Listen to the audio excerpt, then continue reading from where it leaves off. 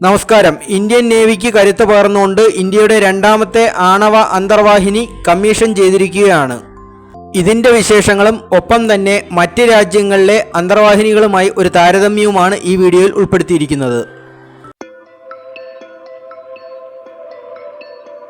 INS Arighaat എന്ന് പേരിട്ടിരിക്കുന്ന ഈ അന്തർവാഹിനി വിശാഖപട്ടണത്ത് നടന്ന ചടങ്ങിൽ വെച്ച് പ്രതിരോധ മന്ത്രി ശ്രീ രാജ്നാഥ് സിംഗ് ആണ് കമ്മീഷൻ ചെയ്തത്. ഇൻഡോ പസഫിക് മേഖലയിൽ ഇന്ത്യയുടെ കരുത്താകാൻ പോകുന്ന ഈ അന്തർവാഹിനിയുടെ ഭാരം 6000 ടണ്ണാണ്. INS അരിഘട്ട് എന്ന് പേരിട്ടിരിക്കുന്ന ഈ അന്തർവാഹിനി ഇന്ത്യയുടെ ആദ്യത്തെ ന്യൂക്ലിയർ അന്തർവാഹിനിയായ അരിഹന്തിന്റെ ഒരു അപ്ഗ്രേഡഡ് വെർഷനാണ്. ഭാഭ അറ്റോമിക് റിസർച്ച് സെന്ററിൽ വികസിപ്പിച്ചെടുത്ത 83 മെഗാവാട്ടുള്ള ന്യൂക്ലിയർ റിയാക്ടറാണ് ഇതിൽ ഉപയോഗിക്കുന്നത്.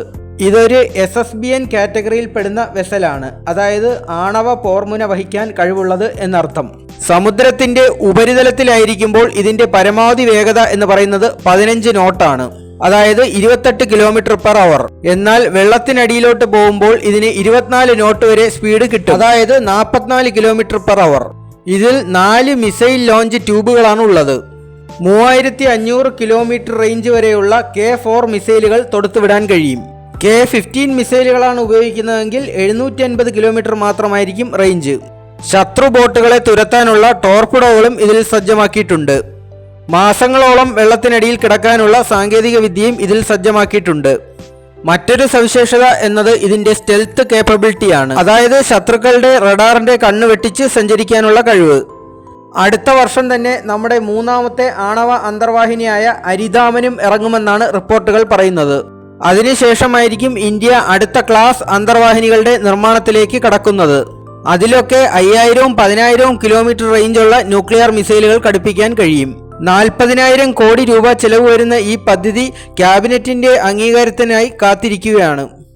ഇന്ത്യയെ കൂടാതെ നിലവിൽ ആണവ അന്തർവാഹിനികളുള്ള രാജ്യങ്ങൾ ഇവയൊക്കെയാണ്: America, Russia, China, France, UK. ചൈനയുടെ കൈവശം 10,000 കിലോമീറ്റർ റേഞ്ച് മിസൈലുകൾ വഹിക്കാവുന്ന 6 ആണവ അന്തർവാഹിനികളാണ് ഉള്ളത്. അമേരിക്കയ്ക്ക് ആകട്ടെ 14 എണ്ണമുണ്ട്. ഇതിൽ 18,800 ടൺ ഭാരം വരുന്ന ഓഹിയോ ക്ലാസ് അന്തർവാഹിനിയും ഉൾപ്പെടും.